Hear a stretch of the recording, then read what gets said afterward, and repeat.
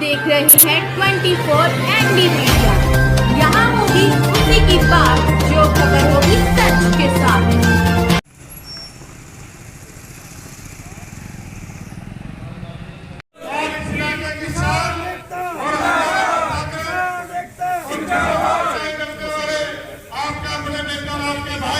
किसान मजदूर एकता, किसान मजदूर एकता।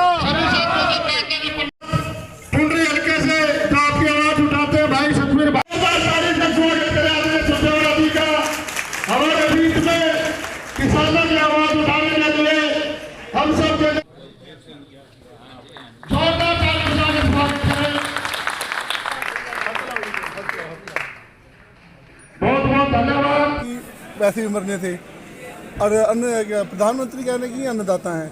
पीएम हाउस तक की रिपोर्ट, ग्राउंड रिपोर्ट नहीं पहुंचती या फिर सब कुछ बिक चुका है। दोनों पे भारतीय जनता पार्टी और मोदी सरकार खेत खलिहान, किसान किसानी, अगली फसल और अगली नस्ल उसको बेचने का षड्यंत्र कर रही है और इसके मुखिया इस देश के प्रधानमंत्री माननीय नरेंद्र मोदी हैं। खेत और खलिहान को इस देश के 62 करोड़ मजदूर, छोटे दुकानदार और किसान की मेहनत नरेंद्र मोदी जी और भारतीय जनता पार्टी 2 से 4 उद्योगपतियों की मंडी में बेचना चाहती है और ये तीनों खेती विरोधी काले कानून उस षड्यंत्र का परिणाम है। इन तीनों काले कानून के माध्यम से किसान का खेत खलिहान और मेहनत, उसकी बोली धन्ना सेठों की मंडी में लगा दी गई।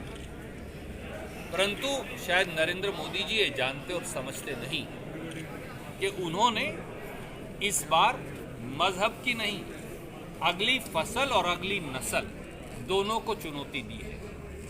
और खट्टर साहब, दुष्यंत चौटाला और माननीय नरेंद्र मोदी जी ये जान लें कि जब मजदूर और किसान, जब इस देश का गरीब करवट लेता है तो उसके रास्ते में आने वाली सारी रुकावट खुद ब खुद बह जाती है। ये इस देश के 130 करोड़ लोगों का न्याय युद्ध है और इस न्याय युद्ध में सरकार के घुटने जब तक मजदूर, गरीब और किसान की ड्योढ़ी पर नहीं टिकवा देंगे तब तक ये न्याय युद्ध जारी रहेगा। सरकार कहती है कि ये जो किसानों का आंदोलन है ये कांग्रेस प्रायोजित आंदोलन है। नरेंद्र मोदी जी को फौरन फिर इस्तीफा दे देना चाहिए।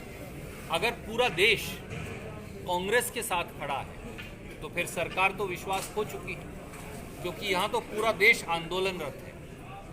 5 दिन से आप पेट्रोल और डीजल के रेट बढ़ाकर किसान पर बोझ डाल रहे हैं।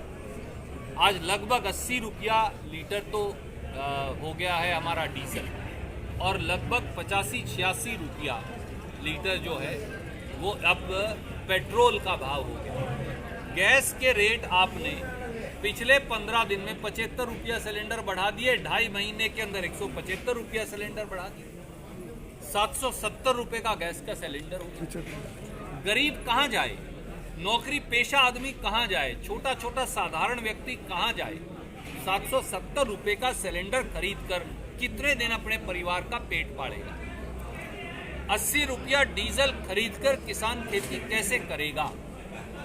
और इन 3 काले कानूनों के बाद ना मंडी रहेगी, ना एमएसपी का तंत्र बचेगा, काला बाजारियों, जमाखोरों की चांदी होगी और किसान और मजदूर अपने खेत खलिहान में बड़ी कंपनियों का गुलाम बन रहे हैं। प्रधान में अभय सिंह चौटाला ने इस्तीफा दिया है और कांग्रेस पार्टी के किसी भी विधायक ने अभी तक इस्तीफा नहीं दे रहा है। ये अभय सिंह चौटाला जी की राय हो सकती है। हमारा ये मानना है कि भारतीय जनता पार्टी और जजप्पा की सरकार अपना सरकार चलाने का अधिकार खो चुकी है। ऐसे में अविश्वास प्रस्ताव लाकर इस सरकार को विधानसभा के पटल पर पराजित करना चाहिए, हराना चाहिए, ताकि दोबारा चुनाव हो और गड्ढे खोदने वाले, रोड़े अटकाने वाले, कीलें लगाने वाले, कंटीले तार लगाने वाले खट्टर और दुष्यंत चौटाला को चलता किया जा सके। उसके लिए एमएलए रहना जरूरी है ताकि वहां वोट डालकर इस सरकार को गिराया जा सके। उनकी ये सोच हो सकती है। मुझे लगता है कि इस्तीफा देने से उनको मदद मिले। सर किसान कहते हैं कि दुष्यंत चौटाला का इस्तीफा मेरी जेब में है, लेकिन उससे हल नहीं निकलने वाला। जेब में है तो देते क्यों नहीं? उससे हल नहीं निकलने वाला है। हल क्यों नहीं निकलने वाला? आप आज समर्थन वापस लीजिए, कल खट्टर सरकार गिर जाएगी, परसों किसानों का न्याय मिल जाए। सर जो मेन देखिए, मैं चुनौती देता हूं, और अगर इस्तीफा देने से इस किसान आंदोलन का हल ना निकले तो पत्रकार साथी सालस बन जाएं, मैं जिम्मेवार हूं। आज सरकार गिरा दीजिए। भारतीय जनता पार्टी की जिस दिन हरियाणा में सरकार गिर जाएगी, किसानों की समस्या का हल अपने आप सरकार के घुटने किसान और मजदूर की जोड़ी पर टिक जाए। सरकार ने 3D महीना किसानों की संपत्ति जांचना शुरू कर दिया है। ये आंदोलन को कमजोर करना चाहती है, संपत्ति का ब्यौरा प्राप्त करना चाहती है। सर आदरणीय साथी, खट्टर साहब और भारतीय जनता पार्टी नित नए षड्यंत्र कर रही है। कभी किसानों को NIA का नोटिस देते हैं, अब इनकम टैक्स का नोटिस देते हैं, अब उनकी संपत्ति को बेनामी डिक्लेयर करने का की साजिश कर रहे हैं। किसान जो है अपनी पुश्तैनी ज़मीन के अंदर जो मुश्किल से 1-1, 2-2 एकड़ अब रह गई है, उसके अंदर खेती करके देश का भी पेट पालता है, और देश को जो जवान रक्षा करते हैं वो किसान के ही बेटे। सर प्रधानमंत्री जी ने कहा है कि ये काले कानून कैसे हैं, इसको आप स्पष्ट करो, और लेकिन ना ही सरकार उसको संतुष्ट कर पा रही है कि ये काले कानून नहीं है। इसके बारे में आप क्या कहेंगे? अगर ये काले कानून नहीं है तो इस देश के करोड़ों किसान, मजदूर और दुकानदार आंदोलित क्यों हैं? क्या प्रधानमंत्री सबको पागल और बेवकूफ़ मानते हैं? अगर ये काले कानून नहीं है तो इन काले कानूनों के खात्मे के लिए 235 किसानों ने अपनी जान की कुर्बानी क्यों दे दी? अगर ये काले कानून नहीं है तो फिर बड़ी बड़ी कंपनियों के शेयर तो हर रोज बढ़ रहे हैं। शेयर बाजार तो 51,000 तक पहुंच गया। आम आदमी की जेब में रोटी नहीं है। तो ये साफ दिखाता है कि खेत और खलिहान का जो 25 लाख करोड़ का व्यापार है, हमारी खेती की जो उपज बिकती है, अगर पूरे देश की गिन लें तो जितनी अमेरिका की अर्थव्यवस्था उतनी हमारे खेत की उपज है। 25 लाख करोड़ के इस व्यापार को वो 2 या 3 आदमियों को बेचना चाहते हैं। हरियाणा में भाजपा प्रतिनिधियों का विरोध होना शुरू हो गया। नायब सैनी आए थे, किसानों ने घेरा। किशन मित्र जी का आना था, वो नहीं आए सिर्फ विरोध की वजह से। पंजाब में भी शुरू हो चुका है। देश किस तरफ जा रहा है? हमारा ये मानना है कि गांधीवादी तरीके से विरोध जायज है, हिंसापूर्वक विरोध से अपनी बात कहने का अधिकार सबको है, चाहे वो हमारे विरोधी थे। हाँ, किसान का रोष और गुस्सा खट्टर साहब ने भी देख लिया जब उन्होंने जबरदस्ती किसान की इच्छा के विरुद्ध, गरीब की इच्छा के विरुद्ध एक पंचायत करने का दुस्साहस किया, और उसका परिणाम उन्होंने स्वयं भुगता। हेलीकॉप्टर जमीन पर भी नहीं लैंड किया, ऊपर के ऊपर ही भाग खड़े हुए। तो इसलिए सरकार को, जो चुनी हुई सरकारें हैं, ये सोचना होगा कि अगर उन्होंने जनमत खो दिया है तो उसका क्या कारण है, और उससे दोबारा से विश्वास जीतने का रास्ता क्या है। वो है काले कानूनों का खात्मा। सरकार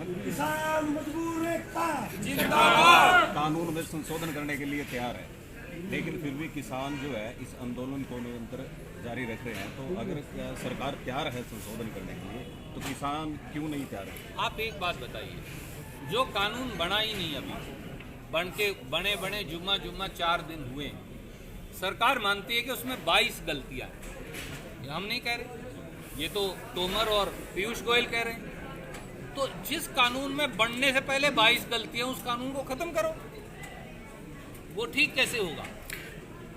अगर कानून इतना खराब है कि उसमें 22 बार संशोधन करने पड़ेंगे तो कानून गलत है ना। सर 11 दौर की वार्ता पे सरकार मतलब निर्णय नहीं ले पाई, और अब की बार फिर बात करने की बात कही है मोदी सरकार ने, तो उस बारे में अब की क्या मनसा उनकी? सरकार किसानों और गरीबों को लॉलीपॉप दे रही है। 11 दौर की वार्ता की कोई जरूरत नहीं है, ना 12वीं की। सीधा प्रधानमंत्री घोषणा करें कि ये काले कानून खत्म, अगले दिन आंदोलन खत्म। बहुत बहुत धन्यवाद। खबरों से जुड़ी हर अपडेट जानने के लिए हमारे चैनल को लाइक करें, सब्सक्राइब करें और ज़्यादा से ज़्यादा शेयर करें।